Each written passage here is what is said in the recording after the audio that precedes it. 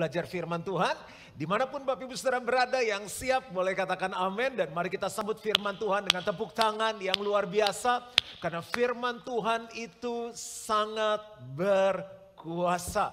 Dan kita akan belajar tentang iman. Judul khotbah saya hari ini adalah The Qualities of Faith. Kualitas dari iman. Ternyata iman itu ada kualitasnya. Sekarang itu orang lagi beranjak pindah dari kuantitas kepada kualitas. Misalnya contoh, dulu pengen rumah yang sangat besar, tanah yang sangat besar. Sekarang malah yang usia-usia sekarang itu pengen cari rumah yang lebih kecil, yang penting kualitas.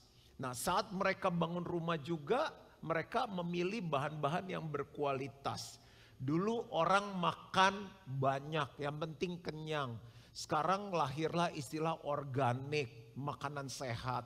Orang makan, mereka pakai jendela makan, gak sembarangan makan. Dan dipilih makanan-makanan yang berkualitas. Bahkan orang tua menyaring tontonan anak di YouTube supaya tontonannya apa? Berkualitas. Orang pengen meningkatkan taraf hidup, ingin naik dalam penghasilan supaya apa? Punya kehidupan yang lebih berkualitas. Jadi ternyata orang mengejar yang namanya kualitas. Sayangnya semua yang berkualitas itu sifatnya hanya sementara. Ya, bisa dipakai lebih lama, tahan lama, gak mudah rusak, bagus untuk tubuh. Tapi kan berakhir di liang kubur. Kita lupa dalam kehidupan bahwa manusia hidup terdiri dari roh, jiwa, dan tubuh. Nah, kita mementingkan kualitas di area jiwa dan tubuh. Dan kita lupa membangun kualitas di area rohani kita. Sekarang saya mau tanya sama Bapak Ibu Saudara yang mengikuti kebaktian secara online ini. Siapa yang senang kualitas? Wow, walaupun saya nggak melihat, saya percaya semuanya pasti memilih apa? Kualitas. Cari dokter yang berkualitas, cari sekolah anak yang berkualitas. Nah, kita mau spesifik bahas tentang iman yang berkualitas. Tahun ini tema kita adalah tentang iman, the year of faith, di mana kita mau membangun kembali kehidupan jemaat. Baik yang baru, yang sudah lama, kita harus tetap membangun kehidupan iman kita. Kenapa sih iman begitu penting? Karena orang benar hidup oleh imannya. Dalam Ibrani 10 ayat 38 dikatakan, tetapi orangku yang benar akan hidup oleh iman. Dan apabila ia mengundurkan diri, maka aku tidak berkenan kepadanya. Nah, iman itu sebetulnya apa sih? Dalam Ibrani 11 ayat 1 dikatakan, iman adalah dasar dari segala sesuatu yang kita harapkan dan bukti dari segala sesuatu yang tidak kita lihat.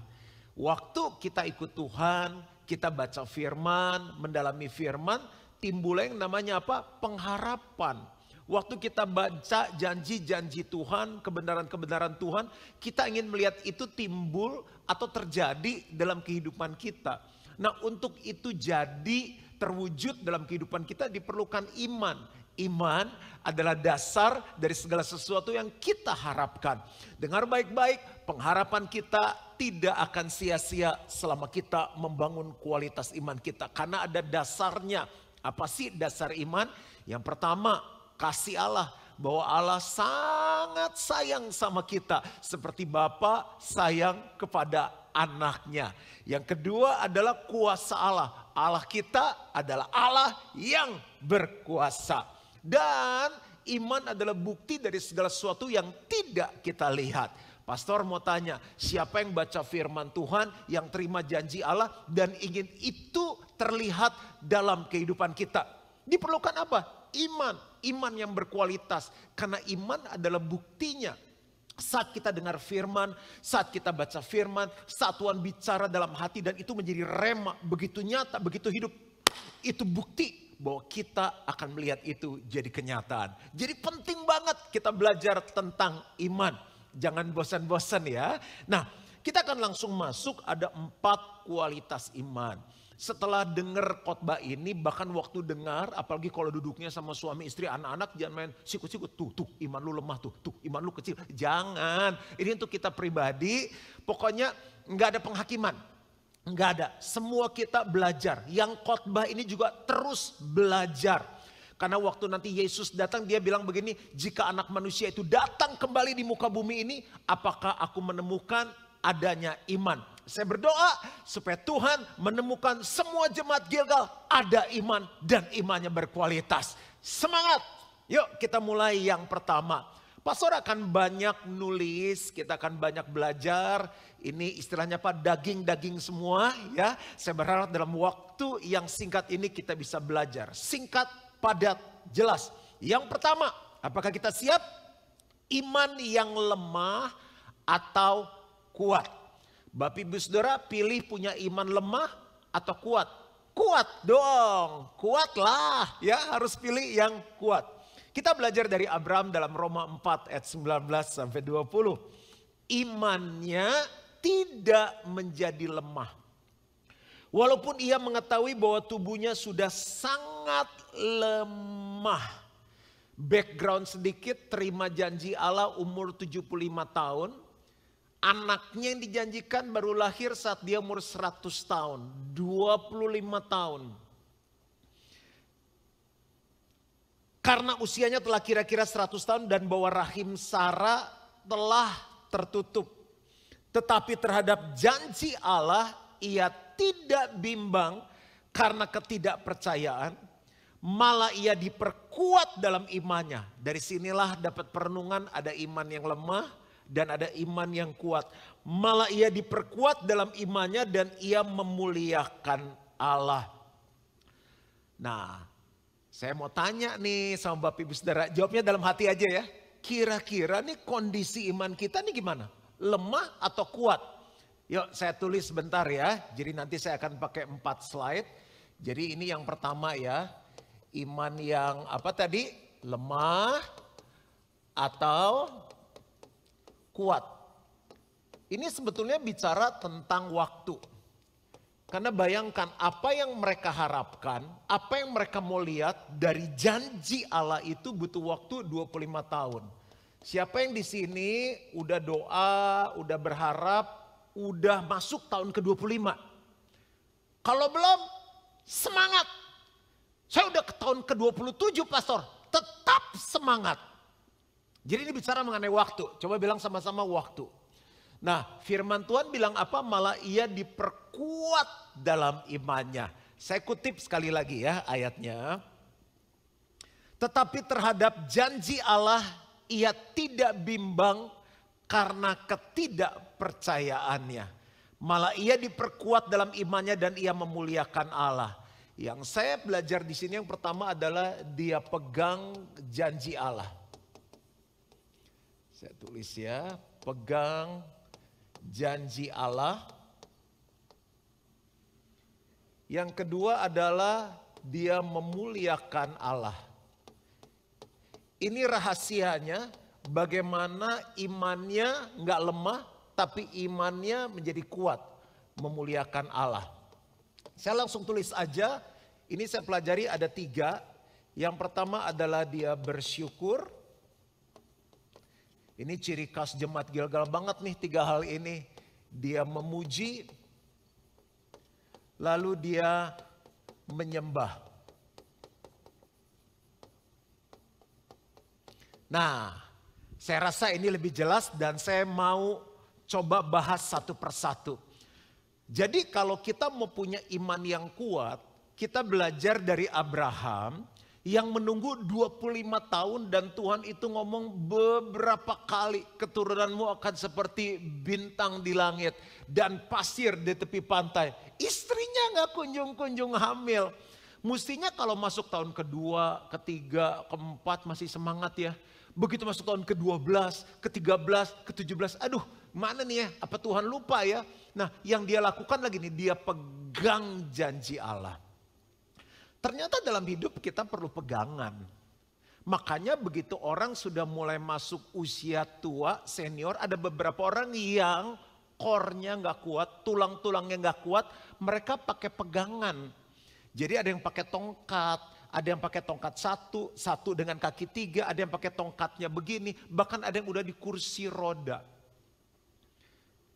Kalau ada orang yang lagi misalnya kena goncangan gitu, atau dia agak pusing, kelayangan, kan kita bilangnya apa? Pegangan.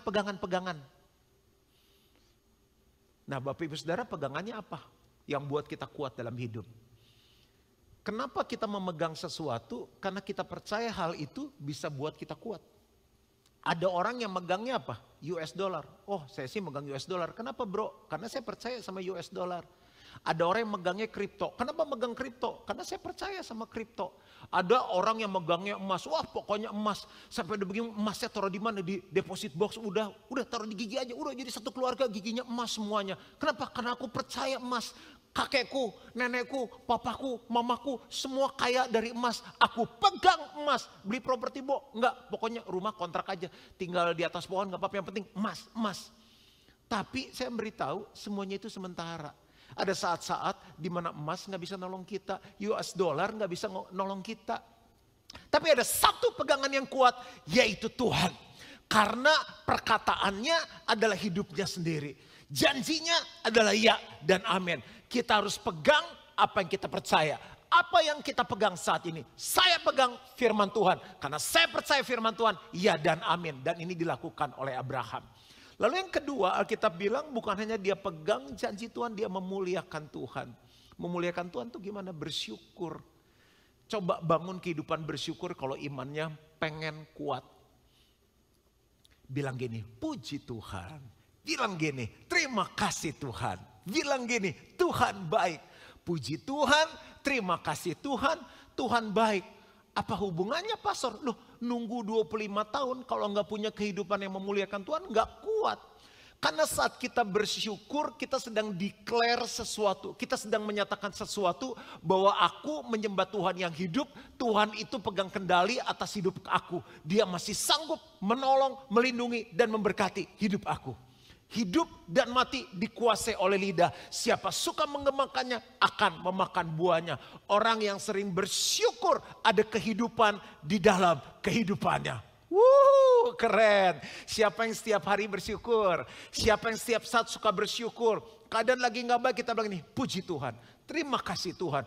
Tuhan baik. Kita sedang menciptakan sesuatu kehidupan dalam hidup kita. Yang berikutnya, selain bersyukur apa? Memuji Tuhan. Orang memuji Tuhan itu kan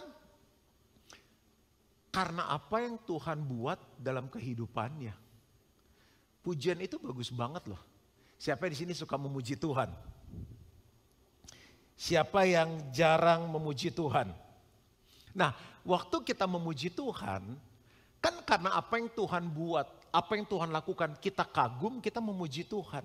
Itu semua ada di firman Tuhan. Nah saat kita lakukan itu dalam bentuk pujian, telinga kita mendengar. Iman timbul dari pendengaran dan pendengaran akan firman Tuhan. Makanya orang yang suka memuji Tuhan rata-rata imannya kuat. Misalnya contoh lagu apa aja deh. Allah sanggup melakukan segala perkara. Ada di firman kan, telinga kita dengarkan. Dulu, sekarang, dan selamanya kuasanya tidak berubah. Dulu, sekarang, selamanya. Berarti kalau dulu Tuhan tolong, sekarang Tuhan tolong, selama-lamanya Tuhan tolong. Itu karangan gak Pak? Ada di firmannya. Tuhan Yesus gak berubah dulu, sekarang, sampai selama-lamanya. Dulu, sekarang, dan selamanya kuasanya tidak berubah. Sama-sama nyanyi. Allah sanggup melakukan segala perkara. Dulu, sekarang, dan selamanya kuasanya tak berubah. 25 tahun nunggu. Kalau hari-harinya, waktu-waktunya penuh dengan pujian, imannya tetap kuat di dalam Tuhan. Haleluya. Yang berikutnya adalah menyembah Tuhan. Jadi kalau gini kan Bapak Ibu lebih ngerti ya. Oh saya selama ini udah pegang firman Tuhan. Cuma memuliakan Tuhan enggak. Jadi ngapain? Ya saya banyak sungut-sungut. Aduh Bete juga ya, memberi udah, bersaksi udah, satu RT gue udah selamat tuh gara-gara gue. Isinya sungut-sungut, hidup dan mati dikuasai oleh lidah. Siapa suka mengemakannya, dia akan memakan buahnya. Bersyukur, memuji, menyembah. Menyembah kan keintiman ya. Menyembah tuh bicara mengenai apa ya, persekutuan, dekat dengan seseorang. Kalau Bapak Ibu Saudara menyembah Tuhan, ku sembah kau Tuhan. Ku sembah kau Tuhan, ku puji, ku muliakan namamu. Saat kita dekat sama Tuhan, itu sebetulnya kita yang natural lagi bersekutu dengan yang super.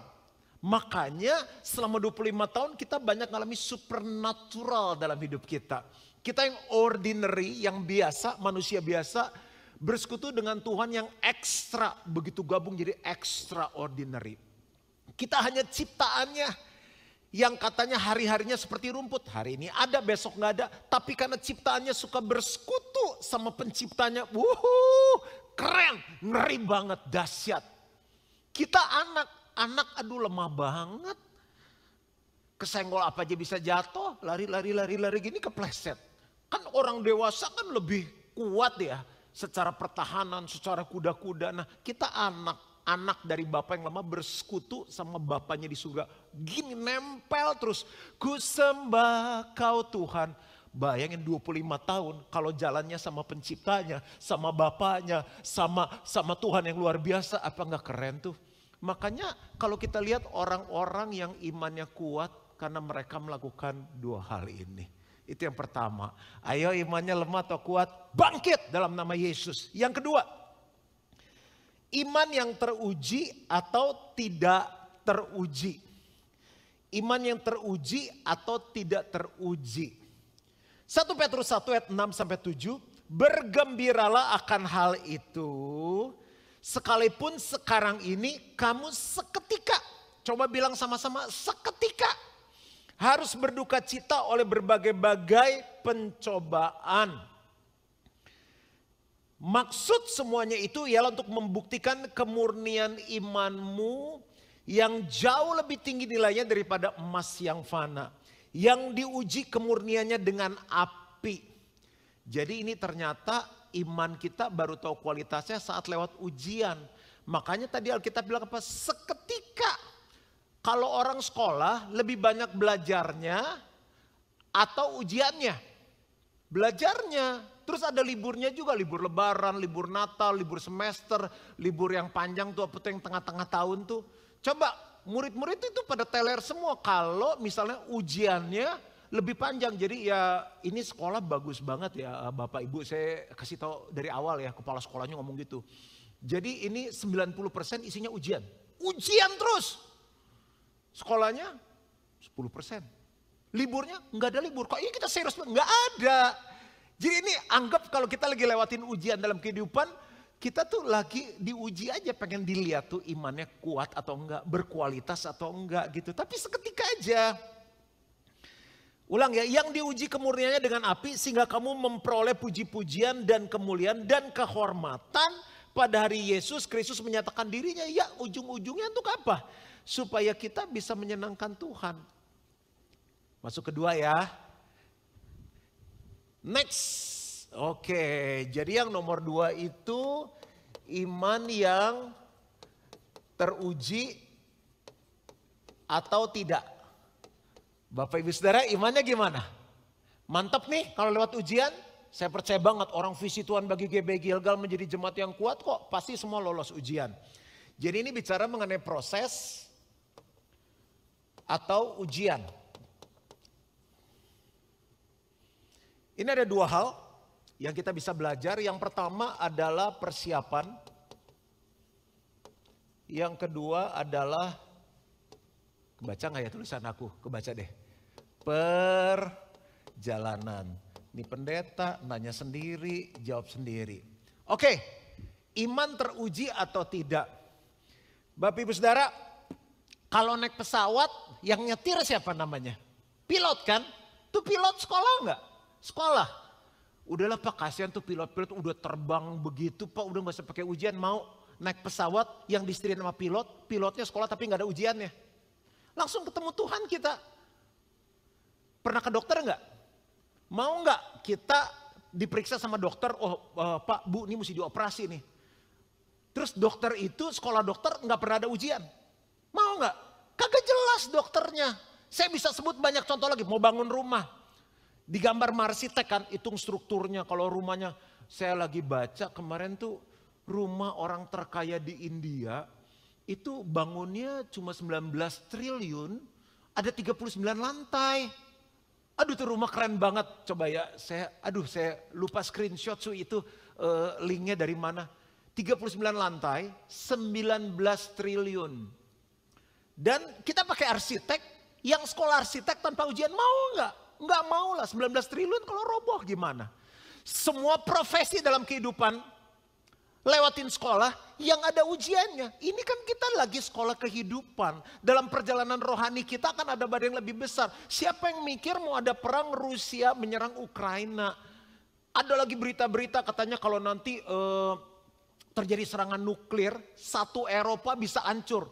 Aku nggak ngegosip loh, ada ini ngeri-ngeri baca berita perang ini. Ntar mau ada virus yang lebih ngeri lah apa. Itu sebetulnya yang kita alami sekarang termasuk ujian iman. Mungkin ada yang udah tinggalin Tuhan, ada yang udah lupa Tuhan, udah males doa. Tapi kalau kita masih ikut kebaktian online saat ini, masih tetap bilang Tuhan, aku tetap menyembahmu, itu iman yang teruji. Baca tokoh-tokoh di Alkitab, lewatin ujian gak? Lewatin lah, termasuk yang kita bahas tadi, Abraham, Nuh, ujian. Yusuf, ujian. Sebut siapa lagi? Maria, masih gadis, ujian. Itu bisa mati hamil tanpa suami yang jelas. Suaminya siapa? Roh Kudus. Di mana rumahnya? Mana KTP-nya? Enggak ada. Roh Kudus orang kayak gimana? Ya tapi Roh Kudus yang hamilin saya. Resiko mati. Ada sebuah ujian kepercayaan dia kepada Tuhan.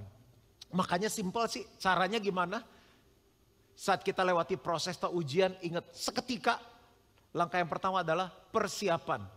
Oh kalau dari jauh gak kebaca ya tulisannya. Tadi dari dekat kebaca loh. Oke, yang pertama persiapan. Sama kayak, kan saya juga ngelewatin sekolah kan. SD, SMP, SMA, S1, S2. Paling stres masa-masa apa? Ujian. Tapi harus dilewatin. Ya saya persiapkan yang saya bisa aja. Ada yang hasilnya bagus, ada yang hasilnya enggak. Nah saya kalau doa, Tuhan tolong supaya ujian saya sukses. Tapi saya gak lakukan persiapan. Tuhan mau tolongnya gimana coba? Apa sih aplikasinya di dunia rohani? Baca Alkitab sebanyak mungkin. Sesering mungkin. Hafalkan, renungkan. Baca, hafalkan, renungkan. Baca, hafalkan, renungkan. Itu persiapan supaya dalam ujian yang seketika itu kita punya iman yang teruji. Baca, hafalkan, renungkan. Begitu ujian itu muncul, kita masuk lewat ujian tuh ayat-ayat keluar semua. Lah kalau kayak kita sekolah gak pernah belajar, begitu ujian Tuhan tolong, Roh Kudus tolong, Bapak tolong. Oh raba-raba, mau basar roh, mau apapun. Kita bisa dibawa ke itu, ke UKS, ketemu ketua BP. Kalau kita belajar, minta Tuhan tolong, semua yang kita pernah pelajari itu bisa diingatkan oleh Roh Kudus. Ya, yang berikutnya adalah perjalanan, udah persiapan terus gak ke sekolah, ya gak bisa lulus. Masuk. Terima tes, kertas ujian, ambil pulpen, isi. Saya nggak tahu sekolah zaman sekarang udah pakai komputer atau apa isinya. Dulu kita masih pakai lembar jawaban yang masih BS, ABCD, pilih salah satu, coret yang salah gitu-gitu kan. Paling kesel saya dulu waktu esai. Uraikan, aduh kalau dengar uraikan malas sekarang jadi pengkhotbah. Lulus juga. Bapak Ibu Saudara, jangan takut dengan ujian karena di situ akan terlihat kualitas iman kita. Yang ketiga, semangat, apakah kita belajar sesuatu? Iman yang kecil atau besar? Bapak kok rasis sekali ada iman kecil, iman besar. Enggak gitu nih Alkitab kok. Pernah baca kisah seorang perwira datang sama Yesus karena hambanya menderita sakit lumpuh. Alkitab bilang dia sakit lumpuh dan sangat menderita. Dia minta Yesus untuk datang menyembuhkannya. Nah berarti kalau sampai seorang perwira pengen hambanya sembuh, berarti hamba itu orang penting atau enggak? Penting. Kalau kan udahlah udah sakit, mungkin udah usianya kali ketemu Tuhan. Dia masih bisa rekrut hamba-hamba yang lain. Tapi karena hamba itu sesuatu bagi dia. Terus Yesus ngomong gini, oke, aku akan datang dan menyembuhkan hambamu itu. Waktu Yesus mau pergi, dia bilang begini perwira itu, Tuhan, nggak usah pergi deh, nggak usah pergi. Kenapa kata Yesus? Gini, saya kan di bawah punya prajurit, punya bawahan kan. Kalau saya bilang datang, mereka datang. Saya bilang pergi. Saya bilang kerjakan, mereka kerjain tuh langsung. Jadi Tuhan Yesus ucapkan saja sepatah kata, maka hambaku itu akan sembuh. Nah, ini kita baca ayatnya nih. Matius 8 ayat 10. Setelah Yesus mendengar hal itu, heranlah ia.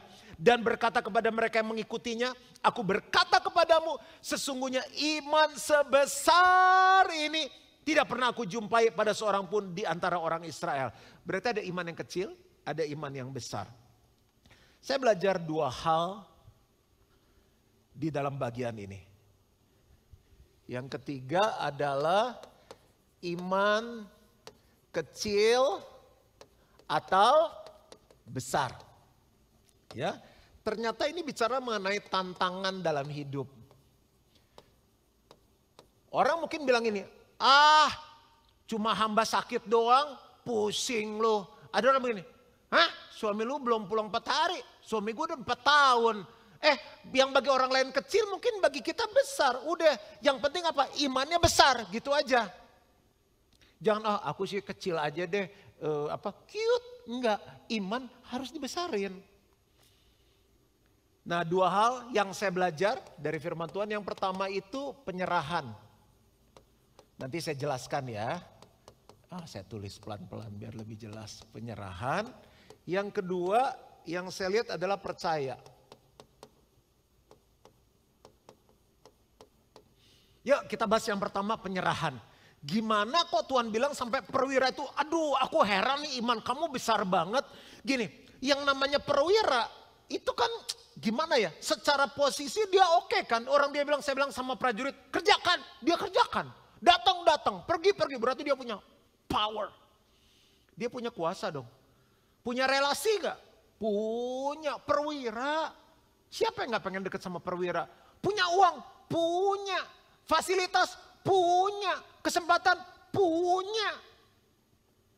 Tapi kenapa dia datang sama Yesus? Karena dia bilang begini, kepintaranku terbatas, kuasaku terbatas, relasiku terbatas. Semua yang aku punya terbatas. Tapi aku mau datang sama Yesus karena aku mau berserah. Aku mau berserah, aku angkat tangan karena aku tahu aku terbatas. Dan saat aku angkat tangan, Tuhan turun tangan. Penyerahan. Ada banyak orang udah susah, nggak berserah-berserah. Yang kedua, dia percaya. Karena Yesus lihat penyerahannya, dia bilang, oke deh, saya datang ke rumah kamu deh.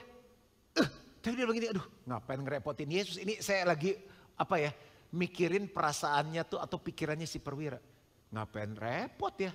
Saya aja punya, orang biasa aja punya otoritas kok bilang pergi. Datang, kerjakan. Apalagi Yesus. Percayanya tuh benar-benar udah nggak usah pakai datang deh. Ngomong aja sembuh kok. Tuh level percaya tingkat tinggi. Ada orang, kenapa imannya nggak pernah bertumbuh dari kecil sama besar? Dia percaya Yesus, tapi nggak pernah berserah. Ada orang berserah, tapi nggak percaya, ragu terus, bimbang terus. Orang ragu, orang bimbang, nggak pernah dapat apa-apa dalam kehidupan. Itu Yakobus yang ngomong. Ia seperti gelombang laut yang diombang-ambingkan kian kemari. Dengar baik-baik, sekali percaya Yesus, tetap percaya Yesus. Percaya Yesus 100% dengan segenap hati kita. Yang keempat, yang terakhir. Haleluya. Yang keempat adalah iman yang kurang atau iman yang berlimpah. Bapak Ibu saudara pilih yang mana? Punya iman yang kurang atau berlimpah? Saya pilih yang berlimpah. Ayat terakhir 1 Tesalonika 3 ayat 10. Siang malam kami berdoa sungguh-sungguh supaya kita bertemu.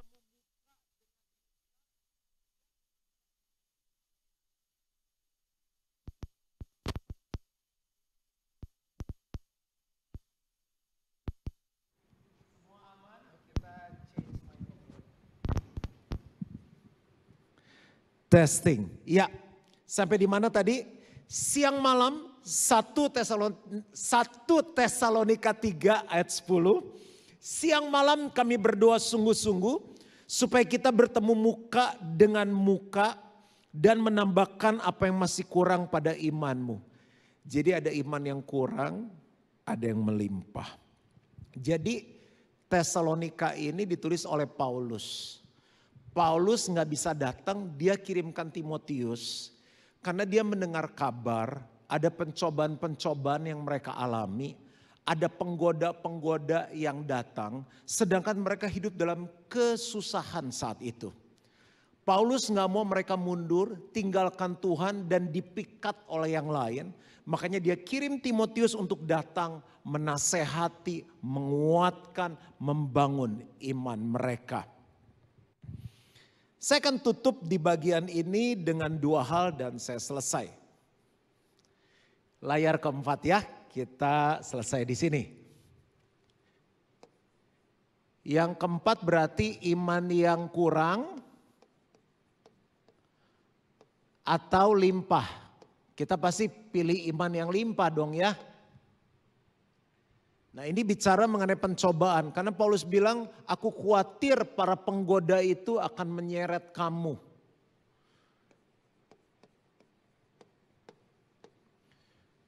Banyak gak sih yang ikut Tuhan digoda? Banyak lah. Lagi susah digoda, cari jalan pintas. Lagi senang digoda. Karena orang dalam semua keadaan itu bisa digoda. Dalam kelebihan dia bisa beli apa aja, bisa beli siapa saja, bisa pergi kemana saja. Sekarang orang-orang yang uangnya gak ada seri, jalan-jalannya kemana? Ke bulan, ke planet lain. Udah aneh-aneh semuanya. Makanya mesti imannya melimpah. Ada dua hal dan saya akan tutup dengan ini. Yang pertama adalah covering atau tudung. Yang kedua adalah pemuridan. Yang benar tuh pemuritan atau pemuridan sih? Pemuridan. Karena dari kata murid. Dari kata murid lahir pemuridan. Oke. Nah, kenapa iman mereka di tengah kesusahan, di tengah pencobaan dan banyak penggoda bisa tetap melimpah? Karena ada cover, ada tudung. Bapak Ibu Saudara, dalam kehidupan ada 3 tudung. Yang pertama di dalam negara, kita ditudungi oleh pemerintah Indonesia. Makanya kemarin kita lihat ada pesawat Garuda Indonesia menjemput warga negaranya di Ukraina, dibawa balik, dilindungi. Ada yang masalah misalnya di Arab Saudi, di negara lain tuh pemerintah tuh kirim perwakilan karena harus ditudungi. Lalu di mana lagi? Di dalam gereja. Di dalam gereja tuh ada gembala. Kita sekarang dibantu oleh family cell leader, ketua-ketua sel. Lalu di dalam rumah ada bapak dan ibu rohani. Itu sebetulnya yang namanya cover. Ada orang yang bertanggung jawab, ada orang yang membapai, ada orang yang memberi makan sehingga kita ada dalam proteksi. Nah seringkali banyak orang imannya kurang karena mereka gak jelas tudung rohaninya siapa. Nah ini sangat jelas waktu mereka lagi susah. Paulus bilang begini, Timotius kamu pergi ke sana, kuatkan mereka, nasihatkan mereka, dampingi mereka, bangun iman mereka. Pertanyaan saya sekarang begini, Bapak Ibu Saudara, yes sudah ada di Gilgal. Tapi siapa yang cover kita? Siapa family cell leader yang menudungi kita? Yang kedua, yang terakhir adalah pemuritan. Nah salah satu ini gak bisa hilang. Pemuritan adalah proses untuk menolong seseorang untuk menjadi serupa dengan Kristus.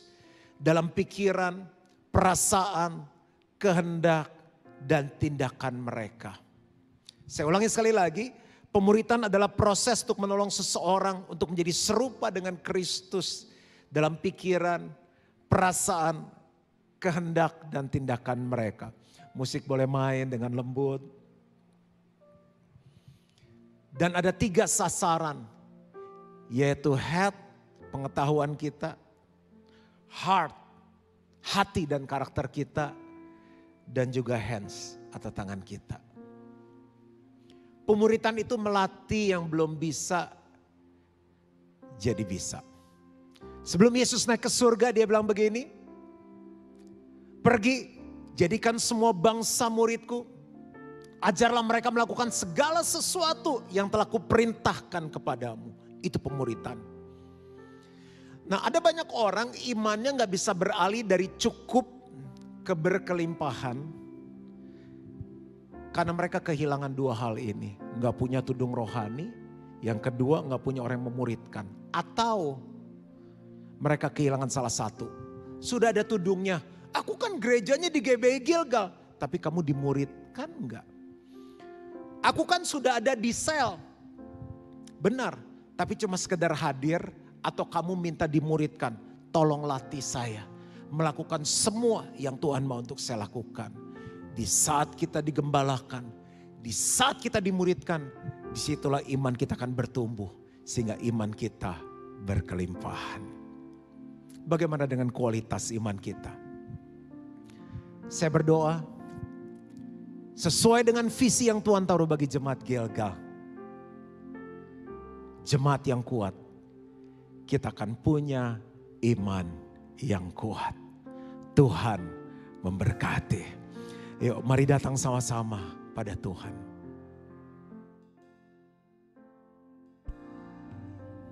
Touching every heart, I worship you. I worship Renungkan you. semua firman yang sudah kita dengar. Sementara kita menyembah Tuhan. I worship you. I worship you. You are here, turning lives around. I worship you. I worship you. You are here, mending every heart. I worship you. I worship you. Yuk sama-sama. Miracle worker, promise keeper, light in the darkness. My God, that is who you are.